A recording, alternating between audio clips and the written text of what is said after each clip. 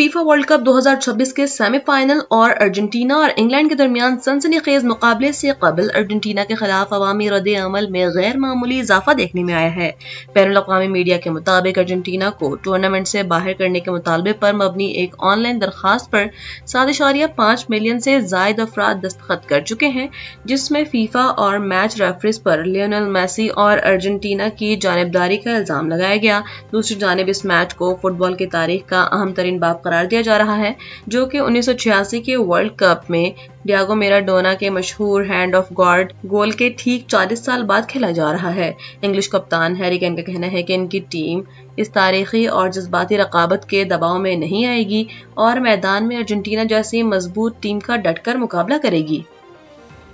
विफाकी मुहतसिब बराए इंसदाद हरासियत ने एक अहम फैसला सुनाते हुए खातून साथी वर्कर को ख्वाजा सरा से तशबीह देने और तज़हीक का निशाना बनाने पर सरकारी अफसर को 5 लाख रुपए जुर्माने की सजा सुना दी है। केस के तफसीलात के मुताबिक मुलजिम अपनी खातून को लीग को औलाद न होने का ताना देता था और औलाद पैदा करने से कासिर रहने पर इसे बार बार ख्वाजा सरा बरादरी से तशबीह दिया करता था। विफाकी मुहतसिब ने फैसले में वाज़ेह किया कि मुलजिम ने शऊरी तौर पर सिनफी बुनियादों पर तज़हीक आमेज जुबान को बतौर हथियार इस्तेमाल किया और इस किस्म के रवैये या हरासियत की किसी भी पेशा वराना इदारे और माहौल में मुतलक गुंजाइश नहीं है।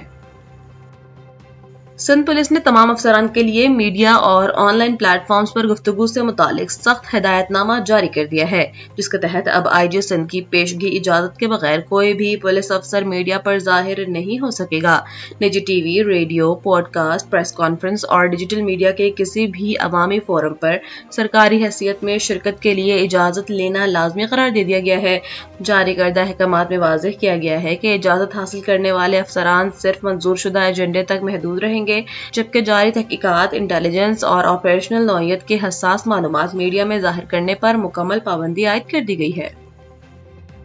और जापान में शदीद गर्मी की लहर के पेश नज़र हुकूमत ने सरकारी मुलाजमीन को गर्मियों के दौरान हल्के और आरामदेह लिबास पहनने की तरगीब दे दी है। टोक्यो कोलबस मुहिम के तहत सरकारी मुलाजमीन को अब दफातर में शॉर्ट्स, टी शर्ट्स और स्नीकर्स पहनकर आने की बाकायदा इजाजत दे दी गई है, ताकि शदीद गर्मी के असरात को कम किया जा सके। जापानी हुकूमत का कहना है कि इस इक़दाम का बुनियादी मकसद दफातर में एयर कंडीशनिंग पर इन्हिसार कम करके बिजली और तवानाई की बचत करना है, जबकि इसके साथ मुलाजमीन को काम के दौरान एक ज्यादा आरामदेह और पुरसुकून माहौल फराहम करना है।